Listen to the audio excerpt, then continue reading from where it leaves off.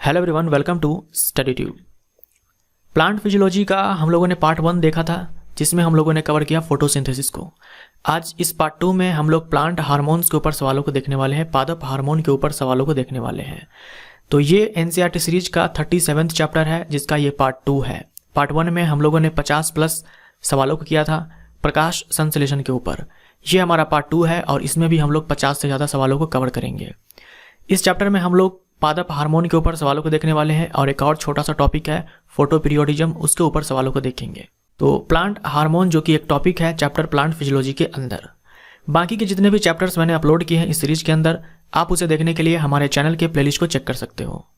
Plant hormones, देखो ये chapter बहुत ही आसान है, बहुत ही आसान है। इसमें आपको कुछ दिमाग लगाना ही नहीं है, केवल आपको रट्टा मारना है। प्लांट हार्मोन्स आपको 5 याद रखने हैं: ऑक्सिन, साइटोकाइनिन, जिबरलिन जिसे जिबरलिक एसिड भी बोलते हैं, इथाइलिन और एब्सिसिक एसिड। ये 5 हार्मोन्स हैं जो आपको अच्छे से ध्यान में रखने हैं। ये सारे प्लांट हार्मोन्स हैं। प्लांट हार्मोन को फाइटो हार्मोन भी कहा जाता है, तो ये चीज़ भी आप ध्यान में रखेंगे। फाइटो हार्मोन भी कहा जाता है प्लांट हार्मोन को। तो ये सारे जो हैं 5 ये फाइटो हार्मोन्स हैं। 3 पार्ट्स के अंदर हम लोग इसे बांटते हैं। पहला है ग्रोथ प्रमोटर्स, यानी जो वृद्धि करवाएगा प्लांट के अंदर। दूसरा है ग्रोथ इनहिबिटर, जो वृद्धि को रोकेगा। और तीसरा है जो दोनों की तरह बिहेव करता है, जैसे प्रमोटर के जैसे भी और इनहिबिटर के जैसे भी। तो जो ग्रोथ को केवल प्रमोट करेगा, यानी किसी न किसी प्रकार से ये वृद्धि को करवाएगा प्लांट के अंदर, तो इसे हम वृद्धि प्रोत्साहक हार्मोन बोलते हैं। इसमें ऑक्सिन हो गया, साइटोकाइनिन हो गया और जिबरलिन, ये सारे आते हैं। उसके बाद ग्रोथ इनहिबिटर जो वृद्धि को रोकेगा, ये है एब्सिसिक एसिड। इसे ए भी कहा जाता है शॉर्ट में, ठीक है, शॉर्ट में इसे ए भी कहा जाता है, एब्सिसिक एसिड। और एक है इथाइलिन, जो कि वृद्धि प्रमोटर और ग्रोथ प्रमोटर और ग्रोथ इनहिबिटर दोनों की तरह ये बिहेव करते हैं। इथाइलिन एकमात्र गैसियस पादप हार्मोन है। तो इस प्रकार हम इसे 3 कैटेगरीज के अंदर बांट देते हैं। जो भी आपने 5 हार्मोन्स देखे, इन सब को हम लोग बारी बारी से इन सारे ही हार्मोन्स के बारे में देखेंगे। Auxin, cytokinin, gibberellin, abscisic acid और इथाइलिन, सब के बारे में हम लोग एक साथ देखेंगे, थ्योरी वाला पार्ट, और उसके बाद सवालों को हम लोग करेंगे। तो सबसे पहले आ जाओ ऑक्सिन के ऊपर। ऑक्सिन के बारे में सबसे पहले देखते हैं। इस हार्मोन की खोज की चार्ल्स डार्विन और उनके बेटे ने। चार्ल्स डार्विन अपने बेटे के साथ इस हार्मोन की खोज की प्लांट से की, ठीक है, प्लांट से की। अब देखो एनसीईआरटी में एक लाइन मेंशन है कि सर्वप्रथम ऑक्सिन को मानव मूत्र से निकाला गया। तो ये चीज़ आप अच्छे से ध्यान में रखना कि कभी पूछ दे एग्जाम में आपके कि कौन सा हार्मोन है, कौन सा पादप हार्मोन है जिसे सबसे पहले मानव मूत्र से निकाला गया। तो ऑक्सिन ये पहला ऐसा पादप हार्मोन है जिसे मानव मूत्र से निकाला गया। लेकिन चार्ल्स डार्विन ने मानव मूत्र से नहीं खोजा, चार्ल्स डार्विन ने प्लांट से खोजा था। ये चीज़ आप ध्यान में रखना। ये कोई और ही वैज्ञानिक थे जिन्होंने मानव मूत्र से ऑक्सिन को ढूंढा था। अब जब हम ऑक्सिन बोलते हैं तो ये कोई एक केमिकल नहीं है, कोई एक रसायन नहीं है। ऑक्सिन के अंदर कई सारे रसायन आते हैं, कई सारे रसायन आते हैं जिनका बिहेवियर एक जैसा होता है, तो हम सबको बोलते हैं कि ये ऑक्सिन है। तो कुछ होते हैं प्राकृतिक और कुछ होते हैं जो वैज्ञानिक द्वारा लैब में बनाए जाते हैं। तो जो प्राकृतिक होते हैं उनमें आपको ये 2 ध्यान में रखने हैं, IAA एंड IBA, जो कि प्लांट्स के अंदर पाए जाते हैं। Indole acetic acid, indole butyric acid, ये नेचुरली प्लांट्स के अंदर पाए जाते हैं। उसके बाद देखो लैब के अंदर वैज्ञानिकों ने बनाया जिसे हम लोग बोलते हैं सिंथेटिक ऑक्सिन। सिंथेटिक ऑक्सिन ये आपको ध्यान में रखना है 2,4-D या फिर सिंपली 2,4-D आप ध्यान में रखो। इसका फुल फॉर्म जरूरी नहीं है, लेकिन ये आप ध्यान में रखना, indole acetic acid and indole butyric acid, ये दोनों ही नेचुरल ऑक्सिन हार्मोन्स हैं। ये कहाँ मिलेगा प्लांट के अंदर? ये प्लांट के अंदर मिलेगा रूट के टिप पे और शूट के टिप पे। जो मूल होती है तो मूल के टिप पे और जो तना होता है उसके टिप पे। तो ये मूल को नीचे की ओर वृद्धि करवाएगा और इस तना को ऊपर की ओर वृद्धि करवाएगा। तो हम इसे ऐसे भी बोलते हैं कि जो ऑक्सिन हार्मोन है ये जियोट्रोपिज्म को प्रमोट करता है और फोटोट्रोपिज्म को भी प्रमोट करता है। फोटोट्रोपिज्म का मतलब ये हो गया कि प्रकाश की दिशा में, और जियोट्रोपिज्म यानी कि ग्रेविटी के डायरेक्शन में। तो फोटोट्रोपिज्म और जियोट्रोपिज्म को प्रमोट करता है कौन? Auxin hormone. कहाँ मिलेगा? तो स्टेम या फिर बोल दो शूट के टिप पे, प्ररोह के शिखर पे और मूल के शिखर पे। एपेक्स वाले पार्ट पे, रूट एंड स्टेम के एपेक्स वाले पार्ट पे। यहाँ इस हार्मोन का कार्य लिखा हुआ है, जो भी फंक्शंस होते हैं इस हार्मोन के वो सारे लिखे हुए हैं। सबसे पहला है देखो, तनों के कटिंग में, जड़ फूटने में सहायता करता है, यानी कि rooting in stem cutting. Rooting in stem cutting, मान लो कोई प्लांट है, उस प्लांट का ये स्टेम को काट दिया गया, इस प्लांट, कोई प्लांट है, इसके स्टेम को यहाँ पर काट दिया गया और यहाँ पर ऑक्सीजन को अप्लाई किया गया। यहाँ पर ऑक्सीजन देने से क्या होता है कि इनमें जड़ें जो है जल्दी निकल जाती है। यही लिखा हुआ है कि जो कटा हुआ तना होता है उनमें जड़ निकालने के लिए इस ऑक्सीजन का इस्तेमाल किया जाता है। जो पाइन एप्पल होता है, अनानास, उनमें ये फ्लावरिंग को बढ़ा देता है, यानी उनमें पुष्प जो है जल्दी आए, उसके लिए ये ऑक्सीजन प्रमोट करता है। प्लांट के अंदर जो पुरानी और परिपक्व पत्तियां होती है, जो पुरानी और परिपक्व पत्तियां होती हैं, जो पुरानी और परिपक्व फल होता है, उनको ये गिरवा देता है। विल्गन यानी कि एब्सिशन, एब्सिशन को बढ़ावा देता है, यानी जो पुरानी और परिपक्व पत्तियां हैं उसको वो प्लांट से गिरवा देता है और फलों को भी गिरवा देगा। जो फल मैच्योर हो चुका है, जो फल ओल्ड हो चुका है, उसको ये गिरवा देगा। लेकिन जो यंग लीफ होगा, जो यंग लीफ होगा, जो यंग फ्रूट होगा, उनको ये प्लांट पर बनाए रखेगा, यानी गिरने से बचाएगा, इनका ये अब्सिशन नहीं होने देगा। उच्च पादपों में शिखाग्र प्राधान्यता को बढ़ावा देते हैं, एपाइकल डोमिनेंस या फिर एपिकल डोमिनेंस, आप जैसे चाहो बोल सकते हो। एपिकल डोमिनेंस या फिर एपाइकल डोमिनेंस, इसको ये प्रमोट करता है। एपाइकल डोमिनेंस क्या होता है, यहाँ आप समझिए कि ये कोई प्लांट है, ये कोई प्लांट है, तो आप जानते हो कि प्लांट के टिप पे, ये जो शूट होगा, इसके टिप पे ऑक्सीजन होगा, ये वाला हार्मोन होगा। अब ये हार्मोन क्या करवाता है, ये हार्मोन इस टिप पे प्रेजेंट है तो ये ग्रो करवाएगा इसको ऐसे ऊपर की ओर। तभी तो मैंने कहा ना यहाँ पर कि ये फोटोट्रोपिज्म को बढ़ावा देता है, तो ये इस टिप को ग्रो करवाएगा। लेकिन इसके साथ ये जो हार्मोन है, ये जो ब्रांचेज निकलते हैं साइड से, तना पे जो ब्रांचेज निकलते हैं साइड से, शाखाएं निकलती है, उनको ये निकलने नहीं देते। ये ऑक्सीजन हार्मोन ये टिप को ग्रो करवाएगा, लेकिन साइड से जो पार्श्व शाखाएं निकलती है उसको ये निकलने नहीं देगा। यानी जो पत्तियां होती है और इसके बगल में जो बड होते हैं, इस बड से जो ब्रांच नया वाला बनता है उसको ये बनने नहीं देगा, केवल टिप को ग्रो करवाएगा, ये ऑक्सीजन हार्मोन। तो इसे हम बोलते हैं एपाइकल डोमिनेंस। एपाइकल यानी कि एपेक्स, शिखर, और डोमिनेंस यानी कि दबदबा, यानी कि ये शिखर को ग्रो करवाएगा, शिखर का दबदबा बना करके रखेगा, और साइड वाली जो ब्रांचेज होती है उसको ये हार्मोन निकलने नहीं देता है। इसी को एपाइकल डोमिनेंस कहते हैं।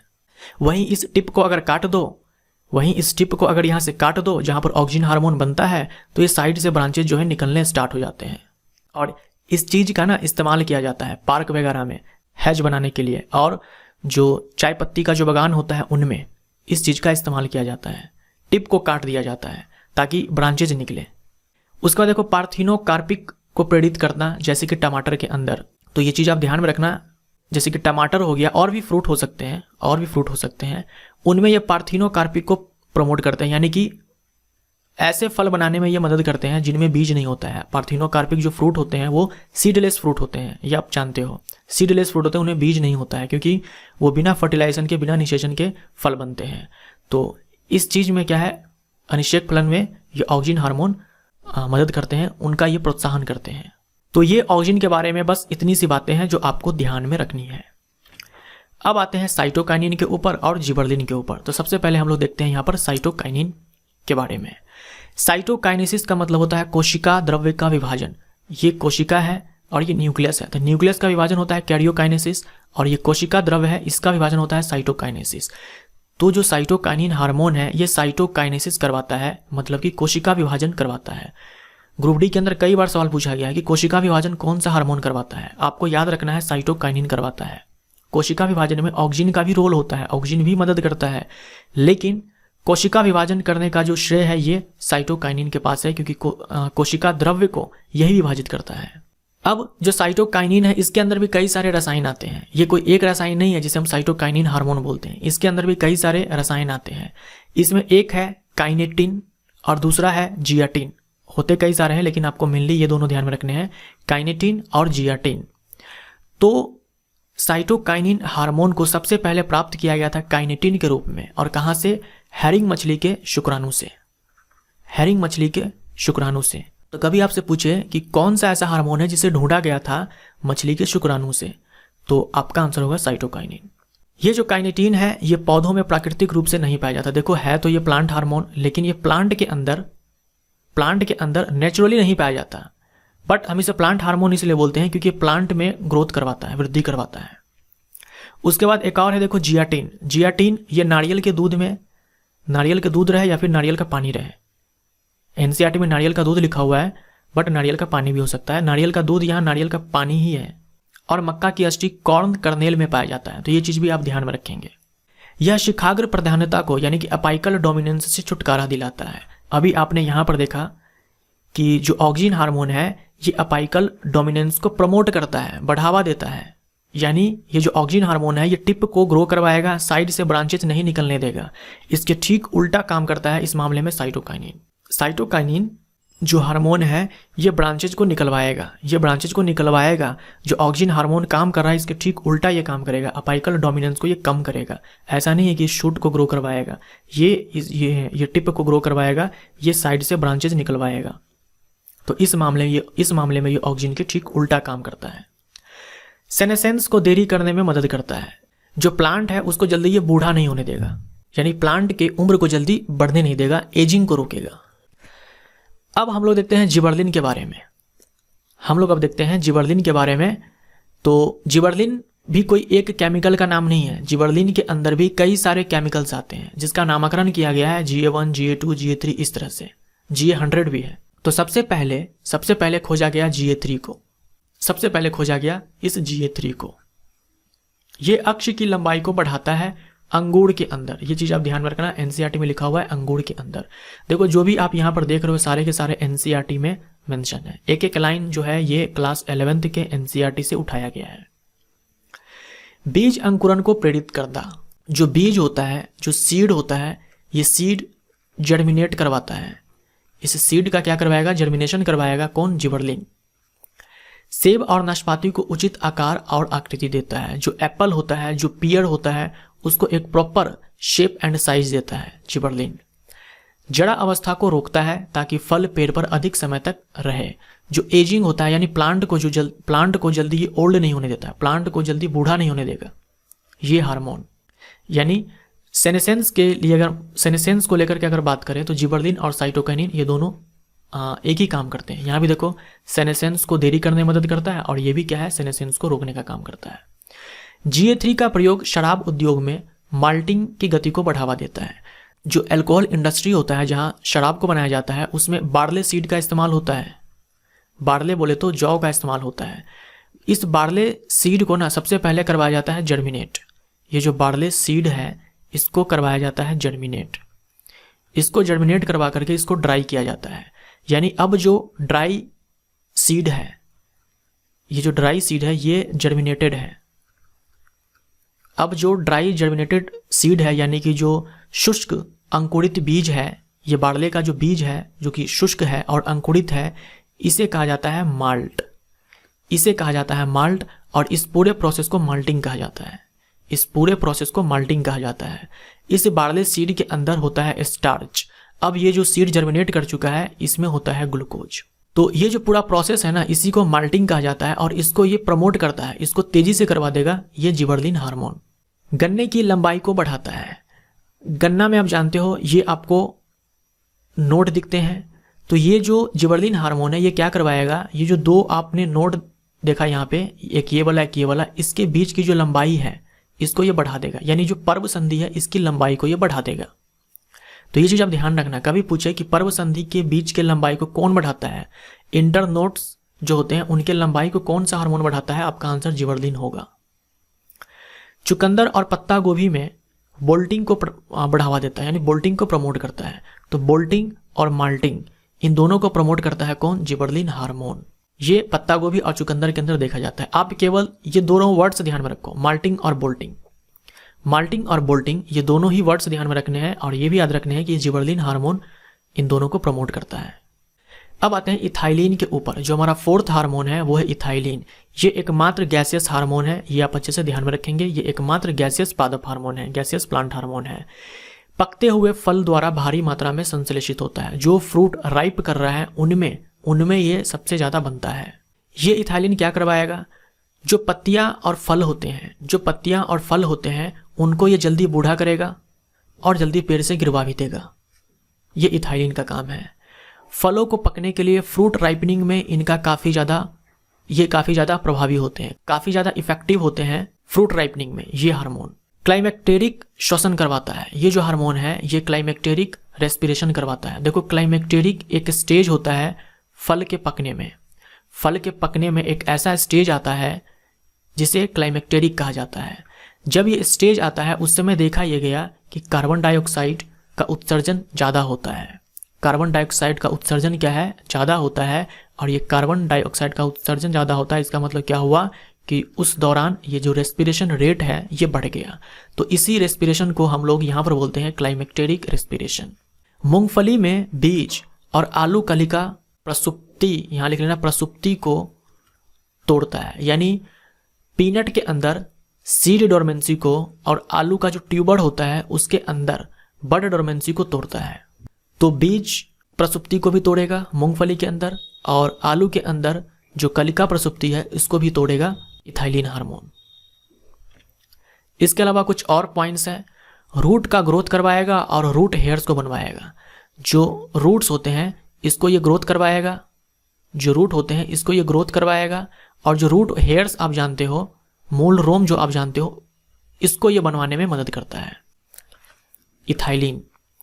आम में फ्लावरिंग को बढ़ावा देता है, आम के अंदर फूल आए इसके लिए ये काम करता है। एग्रीकल्चर के अंदर सबसे ज़्यादा उपयोग होने वाला हार्मोन है इथाइलिन, बट ये गैसियस हार्मोन है, तो ये गैसियस फॉर्म में कम इस्तेमाल होता है और एक्वस फॉर्म में यानी कि जलीय रूप में ज़्यादा इस्तेमाल होता है। जलीय रूप है इसका एथिफोन, ठीक है, एथिफोन, ये जलीय रूप है इसका इथाइलिन का। यानी इसी एथिफोन से इथाइलिन निकलता है धीरे धीरे, और इसी का इस्तेमाल होता है एग्रीकल्चर में सबसे ज़्यादा। खीरा में मादा पुष्प को बढ़ावा देता है, तो कुकम्बर के अंदर मेल फ्लावरिंग को ये बढ़ावा देता है। तो ये सारे काम है इथाइलिन के। अब है एक लास्ट हमारा ABA यानी कि एब्सिसिक एसिड। एब्सिसिक एसिड इसे स्ट्रेस हार्मोन भी कहा जाता है। स्ट्रेस हार्मोन इसलिए कहा जाता है कि जब प्लांट स्ट्रेस में होता है, तनाव में होता है, तब ये हार्मोन अपना काम करता है। ये क्या करवाएगा, रंध्रों को बंद करवाते हैं। ये जो हार्मोन है ये रंध्रों को, जो स्टोमेटा होते हैं पत्तियों पर, इसको ये बंद करवाएगा। देखो जब स्टोमेटा खुला होगा तो इससे वाटर का लॉस हो जाएगा। तो जो डेजर्ट प्लांट्स होते हैं या फिर जो जेरोफाइट्स होते हैं, जहाँ पानी की कमी होती है, ये प्लांट तो नहीं चाहते हैं कि स्टोमेटा से पानी बाहर चला जाए, लेकिन अगर स्टोमेटा खुला रहा तो पानी जरूर बाहर चला जाएगा। तो ये जो एब्सिसिक अम्ल है ये इस स्टोमेटा को बंद कर देगा ताकि पानी का लॉस नहीं हो। और जो जेरोफाइट्स होते हैं वो हमेशा वाटर स्ट्रेस कंडीशन में होते हैं, तो वहाँ पर ये एब्सिसिक एसिड अपना काम करते रहते हैं। बीज अंकुरण का निरोध करते हैं, यानी ये सीड जर्मिनेशन को रोकेगा। यानी सीड जो है इसको जर्मिनेट नहीं होने देगा, यानी जो बीज है इसको ये अंकुरित नहीं होने देगा। जिबरेलिक एसिड में आपने देखा वो सीड डोरमेंसी को तोड़ता है, लेकिन ये सीड डोरमेंसी को प्रमोट करता है। ये सीड को जल्दी जर्मिनेट नहीं होने देगा, बीज को जल्दी अंकुरित नहीं होने देगा।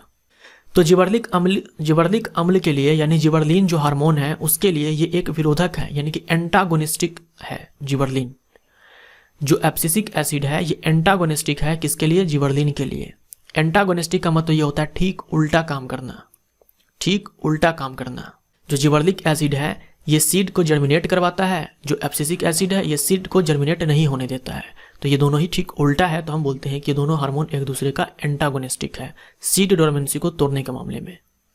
ये आप देख रहे हो, ये सीड देखो जर्मिनेट कर चुका है, धीरे धीरे ये देखो प्लांट बन रहा है। तो यही चीज नहीं होने देगा कौन, एब्सिसिक एसिड, और यही चीज करवाएगा कौन, जिबरेलिक एसिड। तो ये दोनों ठीक उल्टा होते हैं सीड जर्मिनेशन के मामले में। तो ये हम लोगों ने देखा इन सारे हार्मोन्स के बारे में। अब हम लोग करेंगे सवालों को। निम्न में कौन एक पादप हार्मोन नहीं है, इनमें से कौन एक प्लांट हार्मोन नहीं है। प्लांट हार्मोन को फाइटो हार्मोन भी कहा जाता है। ऑक्सिन है, जिबरलिन है, इंसुलिन नहीं है, तो सी हमारा राइट आंसर, इथाइलिन भी है। निम्न में कौन एक वृद्धि प्रोत्साहक हार्मोन है, ग्रोथ प्रमोटर हार्मोन है, जो वृद्धि करवाएगा, ऑक्सिन करवाएगा, जिबरलिन करवाएगा, साइटोकाइनिन भी करवाएगा। सी हमारा राइट आंसर। निम्न में कौन एक वृद्धि रोधक हार्मोन है? ग्रोथ इनहिबिटर हार्मोन है जो वृद्धि को रोकेगा। ये कौन सा है? एब्सिसिक अम्ल, एब्सिसिक एसिड। ए हमारा राइट आंसर। यहाँ पर बी था, चलो कोई बात नहीं, बी सी डी ई है तो हमारा आंसर यहाँ पर बी हो जाएगा। निम्न में कौन सा हार्मोन वृद्धि रोधक और वृद्धि प्रोत्साहक दोनों की तरह कार्य करता है? ये है इथाइलिन, बी हमारा राइट आंसर। एकमात्र गैसीय पादप हार्मोन कौन सा है? एकमात्र गैसीय पादप हार्मोन है इथाइलिन। निम्न में कौन प्राकृतिक ऑक्सीन नहीं है? नेचुरल ऑक्सीन के अंदर मैंने आपसे कहा कि आपको याद रखना है AIAA और IBA, यानी कि इंडोल एसिटिक एसिड और इंडोल ब्यूटारिक एसिड। तो indole acetic acid, indole butyric acid, ये दोनों ही नाम आप अच्छे से ध्यान में रखना। हमसे पूछा है कौन नेचुरल ऑक्सीन नहीं है, तो 2,4-D ये भी ऑक्सीन है बट ये सिंथेटिक है, यानी कि संश्लेषित है, प्रयोगशाला में इसे बनाया जाता है। ये दोनों है नेचुरल ऑक्सीन्स। डैश सबसे पहले मानव मूत्र से निकाला गया, तो ऑक्सीन को सबसे पहले मानव मूत्र से निकाला गया। पादप के किस भाग में ऑक्सीन हार्मोन संश्लेषित होता है? तो रूट के टिप पे और शूट के टिप पे। रूट के टिप पे रूट को ग्रो करवाएगा जमीन के अंदर, यानी कि जियोट्रोपिज्म को बढ़ावा देगा, और शूट के टिप को ग्रो करवाएगा ऊपर की ओर, यानी कि फोटोट्रोपिज्म को बढ़ावा देगा। तो ए हमारा राइट आंसर, तने और मूल के शीर्ष में। नोड के पास कौन होता है? ये जो नोड होते हैं, इन नोड के पास होता है जिबरलिन, इन नोड के पास होता है जिबरलिन। वृद्धि करती अग्रस्त कलिका पार्श्व कलियों की वृद्धि को अवरोधित करते हैं, जिसे डैश कहते हैं। इसे अपाइकल डोमिनेंस कहते हैं। देखो, जो बड होते हैं वो दो प्रकार के होते हैं। एक बड होता है यहाँ एपेक्स पे, यानी कि शिखर पे, और दूसरा बड होता है पत्ती के जो साइड एक्जिल में होता है यहाँ। तो ये हो गया एपिकल बड, और ये हो गया आपका ये एपिकल बड, और ये होता है एक्जिलरी बड। एक्जिलरी बड, जब ये एपिकल बड खुद ग्रो करे और इसको ग्रो ना होने दे, जब ये एपिकल बड ग्रो करे और ये वाला बड ग्रो ना करे, इसे बोलते हैं अपाइकल डोमिनेंस। तो ये काम कौन करवाता है? ऑक्सीन हार्मोन करवाता है। ऑक्सीन हार्मोन इस अपाइकल बड को क्या करवाएगा? यहाँ से ग्रो करवाएगा ऊपर की ओर, लेकिन इस एक्जिलरी बड को ग्रो नहीं करवाएगा, यानी ब्रांचेज नहीं निकलने देगा ये हार्मोन, लेकिन इस टिप को ग्रो करवाएगा ऊपर की ओर, इस शिखर को ऊपर की ओर वृद्धि करवाएगा। ये होता है अपाइकल डोमिनेंस। तो यहां पर लिखा हुआ है कि जो ग्रोइंग अपाइकल बड होते हैं, जो ग्रोइंग अपाइकल बड होते हैं, ये इनहिबिट करते हैं लैटरल बड को, यानी कि साइड वाला बड को, एक्जिलरी बड को। इस फेनोमेनन को, इस घटना को क्या बोलते हैं? इस घटना को अपाइकल डोमिनेंस कहते हैं। तो जो ऑक्सीन हार्मोन होता है ये अपाइकल डोमिनेंस को बढ़ाता है, और जो साइटोकाइनिन होता है ये अपाइकल डोमिनेंस को कम करता है। यानी हम बोल सकते हैं कि इसके मामले में ये जो ऑक्सीन है और साइटोकाइनिन है ये एंटागोनिस्टिक है एक दूसरे के। ऑक्सीन हार्मोन का मुख्य कार्य क्या है? अनिषेक फलन को प्रेरित करना, सही है। कोशिका विभाजन में मदद करना। देखो, कोशिका विभाजन कौन करवाता है? आंसर आपका साइटोकाइनिन होगा, क्योंकि साइटोकाइनेसिस करवाता है, कोशिका द्रव्य को विभाजित करवाता है। लेकिन ऑक्सीन भी मदद करता है। ऑक्सीन भी क्या करवाता है? इसमें मदद करता है, ये कोशिका के साइज को बढ़ाता है। कोशिका विभाजन से पहले कोशिका में वृद्धि होता है, उसके आकार में वृद्धि हुआ और तब जाकर के ये दो पार्ट्स में बढ़ते हैं। तो ये काम ऑक्सीन ने किया और उसके बाद ये वाला काम साइटोकाइनिन ने किया। ऐसे आप ध्यान में रख सकते हो। ये शाकनाशी के रूप में इसका इस्तेमाल होता है। जो आपने देखा 2,4-D, इसका इस्तेमाल किया जाता है शाकनाशी के रूप में, विडीसाइड के रूप में। जो द्विबीजपत्री होते हैं, जो डाइकॉट्स होते हैं, डाइकॉट्स के बीड को ये मारता है ऑक्सीन हार्मोन, वो भी कौन सा? 2,4-D। तो इनमें से सभी हमारा राइट आंसर। किस हार्मोन के कारण पादप प्रकाश की ओर झुक जाता है?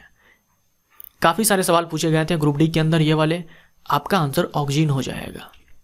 यहां देखिए, ये टिप को दिखाया गया है, जो शूट का टिप होता है, प्ररोह का जो शिखर होता है, उसका ये पिक्चर यहां पे दिखाया गया है। यहां देखो दिखाया गया है इस तरह से कि इनमें क्या है? ऑक्सीन्स है, ऑक्सीन के मॉलिक्यूल्स हैं, यानी ऑक्सीन हार्मोन देखो यहाँ समान रूप से इसमें फैला हुआ है। होता यह है कि जब सूर्य का प्रकाश इस पे पड़ता है, जब सूर्य का प्रकाश इस पे पड़ता है, तो ये सारे जो ऑक्सीन्स हैं, ये सारे जो ऑक्सीन्स हैं जो अभी समान रूप से फैले हुए हैं, ये सारे चले जाते हैं किधर, जिधर सूर्य का प्रकाश नहीं पहुंच पा रहा है, यानी इधर सूर्य का प्रकाश यहाँ पे पहुंच रहा है, इधर नहीं पहुंच रहा है, तो सारे ऑक्सीजन जो है ये विसरित हो जाते हैं, डिफ्यूज कर जाते हैं एक साइड जिधर छाया है। और ऑक्सीजन हार्मोन क्या करवाता है, ये सेल के साइज को इंक्रीज करवाता है, कोशिका की लंबाई को बढ़ाता है, क्योंकि सारे के सारे ऑक्सीजन इस साइड चले आए हैं, तो यहाँ पर जो भी कोशिकाएं हैं इनमें वृद्धि हो जाती है, यानी इनमें इलोंगेशन हो जाता है। ठीक है, इनमें इलोंगेशन हो जाता है, यानी इस प्रकार से इलोंगेशन हो जाता है। यही कारण है कि इधर वाली कोशिकाएं इलोंगेट नहीं होती है, इनकी लंबाई नहीं बढ़ती है, इधर वाली कोशिकाएं इनकी लंबाई बढ़ जाती है, जिससे ये ऐसे बेंड कर जाता है, ये जो टिप होता है ये बेंड कर जाता है। तो सेल इलोंगेशन के कारण देखो ये ऐसे बेंड कर जाता है। तो डी हमारा राइट आंसर। निम्न में से किसका उपयोग मालियों द्वारा शाक मुक्त लोन तैयार करने में किया जाता है। हमें एक लोन बनाना है, वो भी शाक मुक्त, यानी उनमें वीड्स नहीं होने चाहिए। तो मान लीजिए ये एक लोन बनाना है जिसके अंदर हम चाह रहे हैं कि केवल घास हो, घास का लोन, केवल घास हो, और यहाँ पर मान लीजिए कोई द्विबीजपत्री के पत्तियां हैं, जो द्विबीजपत्री पादप होते हैं वो यहाँ पर ग्रो कर रहे हैं और उनकी ये पत्तियां हैं। हम चाहते हैं कि ये ना रहे, केवल घास रहे। तो यहाँ पर ना 2,4-D यानी ये जो ऑक्सीजन, सिंथेटिक ऑक्सीजन है, इसका इस्तेमाल किया जाता है। इस वाले ऑक्सीजन को इस पे डाल दिया जाएगा तो ये नष्ट हो जाएगा। तो 2,4-D ये विडीसाइड है, ये विडीसाइड है, शाकनाशी है, लेकिन ये नाश किसको करेगा, केवल द्विबीजपत्री को, एक बीजपत्री को नहीं। घास एक बीजपत्री पादप है, इसलिए घास को बिना नुकसान पहुंचाए जो द्विबीजपत्री पादप की जो पत्तियां होती हैं उन सबको ये नष्ट कर देता है। निम्न में किसे एजेंट ऑरेंज कहा जाता है। एजेंट ऑरेंज के बारे में आप ध्यान रखेंगे, एजेंट ऑरेंज ये कहा जाता है 2,4-D को, 2,4-D को एजेंट ऑरेंज कहा जाता है। ऑक्सीजन हार्मोन की खोज किसने की। ऑक्सीजन हार्मोन की खोज की चार्ल्स डार्विन और उनके बेटे ने, जिनका नाम है फ्रांसिस डार्विन। तो इन दोनों ने मिलकर ऑक्सीजन हार्मोन की खोज करी थी। डैश व्यापक रूप से चाय रोपण और हेज मेकिंग बनाने में लागू होती है। यहाँ आप देखो यही है हेज मेकिंग, इस तरह की जो संरचनाएं देखते हो इसी को बोलते हैं हेज। तो यहाँ देखो ये बंदा क्या कर रहा है, ये बंदा एक बड़ा सा कैंची लिया हुआ है और कुछ काट रहा है। तो ये काट क्या रहा है, काट रहा है ये टिप को, क्योंकि जब तक ये टिप को नहीं काटेगा तब तक एपाइकल डोमिनेंस यहाँ पे काम करेगा। ये टिप को इसीलिए काट रहा है ताकि जो ये टिप है ये लंबा ना हो, क्योंकि ये ज़्यादा लंबा हो जाएगा, जो प्लांट है वो ज़्यादा लंबा हो जाएगा। तो ये नहीं चाहता कि ये ज़्यादा लंबा हो, लेकिन ये चाहता है कि ब्रांचेज निकले। ब्रांचेज निकलने के कारण ही ये वाली संरचनाएं इस तरह से आएंगी। ये चाह रहा है कि ये ब्रांचेज निकले, तो ब्रांचेज निकलने के लिए जरूरी है कि जहाँ पे ऑक्सीजन बन रहा है उसको काट दो, क्योंकि ऑक्सीजन यहाँ पे टिप को ग्रो करवाएगा, ब्रांच को नहीं बनने देगा। तो इसे बोलते हैं शिर छेदन, डीकैपिटेशन। ए हमारा राइट आंसर। ये क्या कर रहा है, शिर छेदन कर रहा है। और जो चाय का बागान होता है वहां पर भी यही किया जाता है कि जो टी प्लांट होता है उसके टिप को काट दिया जाता है ताकि नीचे ब्रांचेज निकले, नीचे ब्रांचेज निकले और इन ब्रांचेज में ही पत्तियां रहें, ऊपर ज़्यादा लंबा ये जो प्लांट है ये ग्रो ना करे। तने की लंबाई को बढ़ाता है। देखो तने की जो लंबाई है उसको ऑक्सीजन भी बढ़ा सकता है, जिबरेलिन भी बढ़ा सकता है। ऑक्सीजन जैसे मान लीजिए ये प्लांट है, मैंने यहाँ पर दो नोड बना दिया, एक ए है और एक बी है। ऑक्सीजन जब इस प्लांट, इस तने की लंबाई को जब बढ़ाएगा तो होगा ये कि ये बी यहीं पे होगा, ये ए यहीं पर होगा, यानी इन दोनों की बीच की जो दूरी है उनमें कोई परिवर्तन नहीं आएगा, लेकिन ये लंबाई इसका बढ़ जाएगा, इस तने की लंबाई को बढ़ जाएगा, क्योंकि ऑक्सीजन ये टिप को ग्रो करवाता है, ये टिप को ग्रो करवाता है। जिबरलिन भी लंबाई को बढ़ाएगा, लेकिन इसमें अंतर ये होगा, मान लीजिए ये ए है ये बी है, जब जिबरलिन लंबाई को बढ़ाएगा तो ये ए और बी के बीच की जो दूरी है वो बढ़ जाएगी। यानी जिबरलिन भी लंबाई को बढ़ाया, लेकिन ये पर्व संधि की लंबाई को बढ़ा करके। ऑक्सीजन लंबाई को बढ़ाया, ये शिखर की लंबाई को बढ़ा करके। तो इन दोनों में अंतर है। हमसे सिंपली पूछा है तने की लंबाई को बढ़ाता है, तो मेरे ख्याल से ये सवाल पूछा भी गया है ग्रुप डी के अंदर। आप इसका आंसर जिबरलिन देंगे, सी हमारा राइट आंसर। जिबरलिन आप इसका आंसर देंगे अगर इस तरह से सवाल पूछ दे तो। अगर सवाल से क्लियरली पता चले कि ये वाली लंबाई है या ये वाली लंबाई है, पर्व संधि के बीच की लंबाई बोल दे, तब तो क्लियरली है कि जिबरलिन ही होगा, बट ऐसे भी पूछ दे तो आप जिबरलिन के साथ जाना। पादप हार्मोन जिबरलिन को प्राप्त किया जाता है। पादप हार्मोन जिबरलिन को प्राप्त किया जाता है एक तो हायर प्लांट से, उच्च पादप से, और फंजाई से यानी कि कवक से। हमारा आंसर यहाँ पर कवक हो जाएगा। जिबरेलिन का मुख्य कार्य क्या है? बीज को अंकुरित करवाएगा। ये एब्सिसिक एसिड ये अंकुरित नहीं होने देता है, बट ये बीज को अंकुरित करवाएगा। गन्ने की लंबाई को बढ़ाएगा, जो पर्व संधि है इसके लंबाई को बढ़ा करके। बीज अंकुरन को रोकना, सीड डोरमेंसी को प्रमोट करना, प्रमोट सीड डोरमेंसी, तो सीड डोरमेंसी को ब्रेक करना ये काम है जिबरेलिन का, इसको प्रमोट करना ये काम है एब्सिसिक एसिड का। सी हमारा राइट आंसर, ये कार्य नहीं है। और सेनेसेंस को रोकना यानी कि एजिंग को रोकना, जल्दी पेड़ को बूढ़ा नहीं होने देना है, ये काम भी जिबरेलिन का है। तो हमारा आंसर यहाँ पर केवल सी हो जाएगा। कौन से दो हार्मोन बीज अंकुरन के निरोध के लिए एक दूसरे के ठीक उल्टा काम करते हैं? सीड डोरमेंसी को लेकर के एक दूसरे को एंटागोनिस्टिक है, एक दूसरे के एंटागोनिस्टिक है। ये है डी, जिबरेलिक अम्ल जो कि बीज को अंकुरित करवाएगा, और एब्सिसिक अम्ल जो कि बीज अंकुरित नहीं होने देगा। निम्न में से किसे पादपों में तनाव हार्मोन कहा जाता है, स्ट्रेस हार्मोन कहा जाता है? एब्सिसिक एसिड को। ये हमारा राइट आंसर। 2,4-D क्या है? ये एसएससी का पूछा हुआ सवाल है। 2,4-D ऑक्सीजन हार्मोन है, सिंथेटिक ऑक्सीजन है, और इसका इस्तेमाल विडिसाइड के रूप में किया जाता है, शाक नाशी के रूप में किया जाता है। ये शाक नाशक है, और वो भी किसका? जो द्विबीज पत्री होते हैं, ठीक है, जो द्विबीज पत्री शाक होते हैं उनको ये नाश करता है 2,4-D। पौधों में रंध्रों को बंद होने के लिए प्रोत्साहित करता है, तो स्टोमेटा को क्लोज करवाता है एब्सिसिक एसिड। ये हमारा राइट आंसर। पादपों में कोशिका द्रव्य का विभाजन करवाता है, साइटोकाइनेसिस करवाता है। साइटोकाइनेसिस यानी कि साइटोप्लाज्म का डिवीजन, ये करवाता है साइटोकाइनिन। या फिर बोल दे कोशिका विभाजन कौन करवाता है? आंसर आपका साइटोकाइनिन। डैश हार्मोन कोशिका विभाजन वाले क्षेत्र जैसे कि तरुण फलों और विकासशील प्ररोह कलिकाएं जो होती है उनमें अधिक सांद्रता में पाया जाता है। इनमें से कौन सा हार्मोन है जो उन क्षेत्रों में अधिक पाया जाता है जहां रैपिड सेल डिवीजन हो रहा होता है, जैसे कि यंग फ्रूट हो गया और जो डेवलपिंग शूट बड हो गया। जो बड जहां से शूट बननी है, जहां से ब्रांचेज निकलनी है, उनमें जो यंग फ्रूट होता है उनमें, तो इन सब में क्या है? कोशिका विभाजन हो रहा होता है। तो यहाँ पर कौन सा हार्मोन है जो कि अधिक मात्रा में बनता है? आंसर आपका साइटोकाइनिन हो जाएगा। जहां सेल डिवीजन हो रहा है, कोशिका विभाजन हो रहा है, वहां पर साइटोकाइनिन होगा। साइटोकाइनिन का मुख्य कार्य क्या है? साइटोकाइनिन का मुख्य कार्य क्या है? सेल डिवीजन, कोशिका विभाजन को प्रमोट करना, एपाइकल डोमिनेंस को तोड़ना, सही है। पत्ती के जड़ा अवस्था को देर करना, यह भी सही है। ये सारे के सारे कार्य सही है। निम्न में से किस यहां विटामिन काट दो, यहां लिख लेना हार्मोन, ठीक है, हार्मोन। निम्न में से किस हार्मोन को हेरिंग मछली के शुक्राणु से खोजा गया था? हेरिंग मछली के शुक्राणु से खोजा गया था काइनिटीन को, जो कि साइटोकाइनिन है। निम्न में कौन नारियल दूध में पाया जाता है? कोकोनट मिल्क बोल दे या फिर कोकोनट वाटर बोल दे, ये कौन सा हो जाएगा? जिएटिन। बी हमारा राइट आंसर। ये क्या है? साइटोकाइनिन। डैश पत्तियों में हरित लवक के उत्पादन में मदद करता है, तो जो क्लोरोप्लास्ट होता है, जो क्लोरोप्लास्ट होता है, हरित लवक होता है, इसका भी ये डिवीजन करवाता है, इसको भी ये विभाजित करवाता है। तो एक क्लोरोप्लास्ट से दो क्लोरोप्लास्ट हो जाएगा, ये कौन करवाएगा? साइटोकाइनिन। ए हमारा राइट आंसर।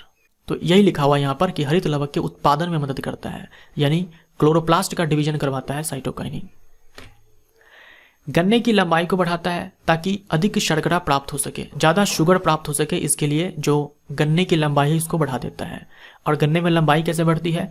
पर्व संधि की लंबाई बढ़ती है, यानी जो पर्व होते हैं उनके बीच की लंबाई बढ़ती है, जो कि जिबरेलिन करवाता है। डी हमारा राइट आंसर। अनानास में पुष्पन को बढ़ाता है, जबकि टमाटर में अनिषेक फलन को प्रेरित करता है। तो पाइन एप्पल के अंदर फ्लावरिंग करवाता है और टमाटो के अंदर पार्थिनोकार्पी करवाता है। ये कौन है? ऑक्सीजन। बी हमारा राइट आंसर। शराब उद्योग में माल्टिंग की गति को बढ़ाने के लिए उपयोग किया जाता है। शराब उद्योग में माल्टिंग की गति को बढ़ाने के लिए उपयोग किया जाता है, ये है जिबरेलिन। एथिफोन किसका स्रोत है? एथिफोन से इथाइलिन मिलेगा, एथिफोन से इथाइलिन मिलेगा। इथाइलिन को ही एथीन कहा जाता है।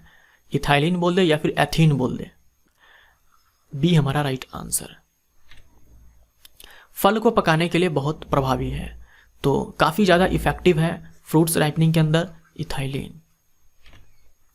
कृषि में सबसे अधिक उपयोग होने वाला हार्मोन है, यह है एथीन। एथीन बोल दे या फिर इथाइलिन बोल दे, ये एक ही चीज़ है। ए हमारा राइट आंसर। और एथीफोन के रूप में इस्तेमाल होता है सबसे ज़्यादा, ठीक है, एथीफोन के रूप में इसका इस्तेमाल होता है। इथाइलिन हार्मोन का कार्य नहीं है। खीरा में मादा पुष्प को बढ़ाना ये इसका कार्य है। आपने ये भी देखा कि मूल वृद्धि और जो मूल रोम होते हैं, मूलों की वृद्धि करवाते हैं और मूल रोम के बनने में मदद करते हैं। तो रूट ग्रोथ को प्रमोट करते हैं और जो रूट हेयर्स बनते हैं उनका ये फॉर्मेशन करवाते हैं। बीज और कलिका प्रसुप्ति को तोड़ना। बीज और कलिका प्रसुप्ति को तोड़ना, बीज आपने देखा जो मूंगफली है उसके अंदर बीज को अंकुरित करवाना, और जो आलू है उसके अंदर बड डोर्मेंसी को तोड़ना, ये इथाइलिन का काम है। सेल डिवीजन करवाना ये साइटोकाइनिन का कार्य है, ये इसका कार्य नहीं है, इथाइलिन का नहीं है। पकते हुए फल द्वारा भारी मात्रा में संश्लेषित होता है। पकते हुए फल द्वारा भारी मात्रा में बनता है इथाइलिन।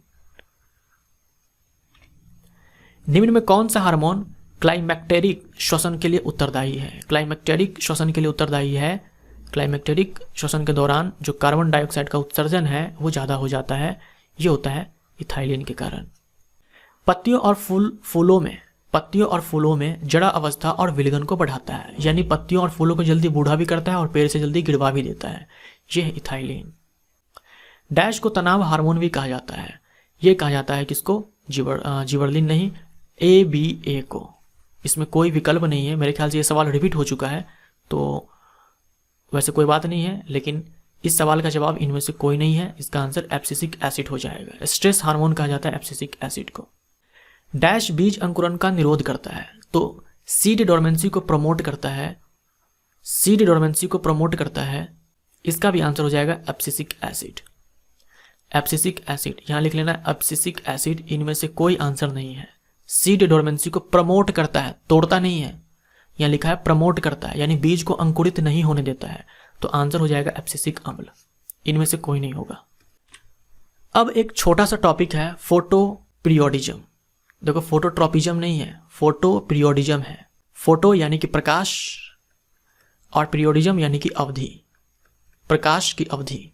कुछ पादप ऐसे होते हैं जिनमें पुष्प का आना इस बात पर निर्भर करता है कि वो प्लांट को कितने अवधि तक प्रकाश मिल रहा है।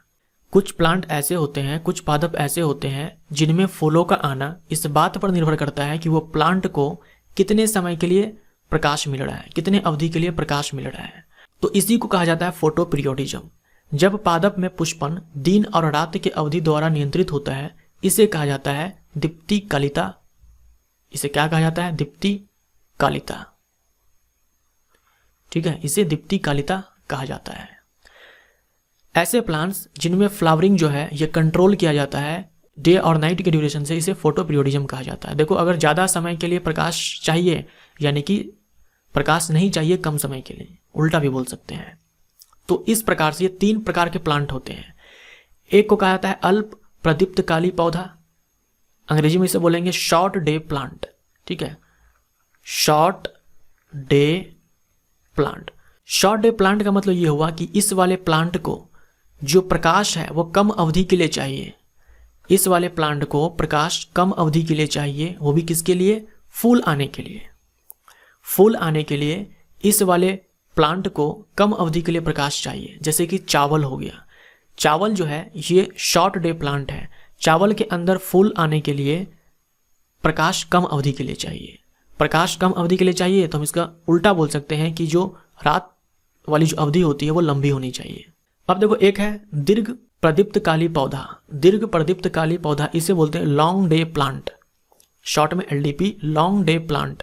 जैसे कि गेहूं, तो जो भी लॉन्ग डे प्लांट होते हैं उनमें फूल आने के लिए प्रकाश अधिक अवधि के लिए चाहिए होता है, यानी कि जो लाइट है वो अधिक ड्यूरेशन, ज़्यादा ड्यूरेशन तक चाहिए होता है ताकि उसमें फूल आए।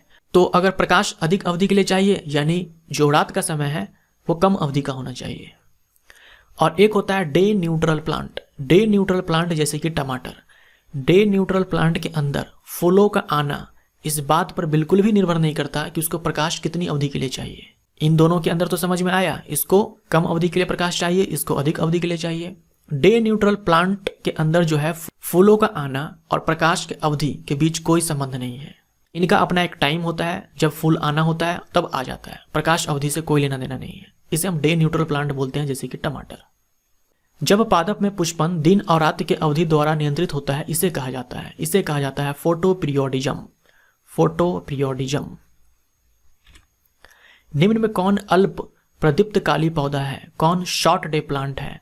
शॉर्ट डे प्लांट है राइस, बी हमारा राइट आंसर। अब है कौन है लॉन्ग डे प्लांट? ये है गेहूं। नेक्स्ट है कौन है डे न्यूट्रल प्लांट, जिसको प्रकाश की अवधि से कोई मतलब नहीं है फुलाने के लिए? ये है टमाटर। निम्न में कौन सा एक हार्मोन प्रदीप्त काल में पुष्पन के लिए जिम्मेवार है? कौन सा हार्मोन है? आपने 5 हार्मोन पढ़ा, ऑक्सिन पढ़ा, साइटोकाइनिन पढ़ा, जिबरलिन पढ़ा, उसके बाद आपने इथाइलिन पढ़ा, उसके बाद आपने ABA पढ़ा, ये 5 पढ़ा। अब देखो एक हार्मोन है, वैज्ञानिकों का मानना है कि ऐसा है, एक्चुअल में है या नहीं है ये नहीं मालूम। तो एक हाइपोथेटिकल हार्मोन है, NCERT में भी लिखा हुआ है, एक हाइपोथेटिकल हार्मोन है फ्लोरिजन। सी हमारा राइट आंसर। पत्तियों में जो एक परिपक्व पत्ती होती है उनमें एक पिगमेंट होता है जिसे फाइटोक्रोम कहा जाता है। ये कौन सा पिगमेंट है? ये है फाइटोक्रोम यानी कि कलर्ड पिगमेंट, फाइटोक्रोम। ये जो फाइटोक्रोम पिगमेंट है ये रेड लाइट और फार रेड लाइट के लिए काफ़ी ज़्यादा सेंसिटिव होता है। ये जो फाइटोक्रोम पिगमेंट है ये रेड लाइट और फार रेड लाइट कौन सा होता है? देखिए जो रेड लाइट होता है ना उसके ठीक बाद आता है इंफ्रारेड। रेड लाइट के जस्ट बाद आता है इंफ्रारेड। तो इंफ्रारेड से ठीक पहले वाला जो वेवलेंथ होता है लाइट का उसे हम लोग इंफ्रारेड बोलते हैं, सॉरी फार रेड बोलते हैं। जैसे ये हो गया हमारा विविग्योर, तो विविग्योर में ये रेड है और ये पूरा हमारा विजुअल लाइट कहलाता है। विजुअल के बाद हमारा इंफ्रारेड आता है। तो इंफ्रारेड से ठीक पहले वाला जो लाइट है उसे हम लोग फार रेड लाइट बोलते हैं। तो इस प्रकाश को लेकर के ये फाइटोक्रोम पिगमेंट ये काफ़ी ज़्यादा सेंसिटिव होता है। तो जो भी ऐसे प्लांट होते हैं जो फोटोपीरियोडिज्म पर निर्भर करते हैं उनमें क्या होता है कि जब लाइट इस फाइटोक्रोम पर गिरता है तो ये फाइटोक्रोम इस पत्ती में ही एक हार्मोन बनवाता है फ्लोरिजन, और यही फ्लोरिजन है जो आगे चल करके फ्लावरिंग करवाएगा। तो फाइटोक्रोम कहाँ मिलेगा? पत्ती में। फ्लोरिजन कहाँ मिलेगा? पत्ती में। फ्लोरिजन संश्लेषित होता है, सिंथेसाइज होता है लीफ में। SSC में यहां से सवाल पूछा जा चुका है। फाइटोक्रोम पाया जाता है, ये भी लीफ में, वो भी फ्लावरिंग प्लांट के अंदर। फाइटोक्रोम ही है जो फ्लावरिंग करवाएगा, फाइटोक्रोम फ्लोरिजन बनवाएगा, फ्लोरिजन फिर फ्लावरिंग करवाएगा, तो फ्लावरिंग प्लांट में फाइटोक्रोम शामिल होता है। फाइटोक्रोम किस में शामिल होता है? फोटोपीरियोडिज्म में। सी हमारा राइट आंसर, फोटोपीरियोडिज्म में।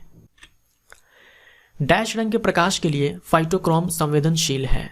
किस कलर के प्रकाश के लिए फाइटोक्रोम संवेदनशील है? यह है रेड एंड फार रेड, लाल और दूर लाल। फाइटोक्रोम का उपयोग किया जाता है ओनली फ्लावरिंग, केवल पुष्पन के लिए, केवल बीज अंकुरन के लिए, पुष्पन और बीज अंकुरन के लिए। तो आप ध्यान में रखेंगे, ये हो जाएगा हमारा आंसर। जो फाइटोक्रोम है ये फ्लावरिंग के लिए, साथ साथ सीड जर्मिनेशन में भी इसका रोल होता है। सीड जर्मिनेशन में भी इनका रोल होता है फाइटोक्रोम पिगमेंट का, और फ्लावरिंग में भी होता है। तो ये दोनों आप ध्यान में रखना। अधिकांश पादप मौसमी होते हैं। जो मोस्ट ऑफ द प्लांट्स होते हैं वो सीजनल होते हैं फोटोपीरियोडिज्म के कारण, प्रकाश के अवधि के कारण। डी हमारा राइट आंसर।